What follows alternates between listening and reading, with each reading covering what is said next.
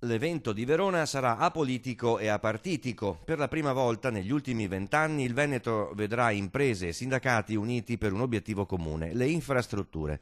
Per prima la TAV, ma anche Pedemontana, Verona Brennero, Brescia Padova. Il Comitato Veneto Sì-TAV ha lanciato anche una raccolta di firme per il sostegno all'opera e alle altre infrastrutture venete. Obiettivo 50.000 firme. Anche il mondo agricolo, soprattutto Verona, che è un'importantissima piazza, soprattutto per il vino, ha necessità che il nostro vino vada al di fuori dei nostri confini. Non possiamo pensare di fare tutto a chilometro zero e di berselo tutto quanto.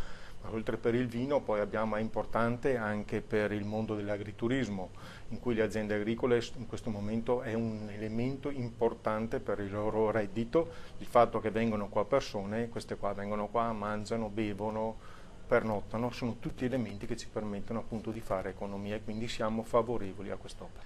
Auspichiamo che ci sia tutto il tessuto imprenditoriale, professionale del territorio veronese, ma anche veneto, che si unisca su tematiche di questo genere, perché non possiamo rimanere divisi, non possiamo pensare di tentennare su scelte strategiche per il nostro futuro. La UIL di Verona quindi sta dentro questa manifestazione Sì-TAV perché significa infrastrutture, significa posti di lavoro, significa non rimanere fuori dal sistema globale delle imprese. Credo quindi che la società civile, il mondo economico e il mondo della rappresentanza bene facciano ad essere presenti sabato 15 alle ore 10:30.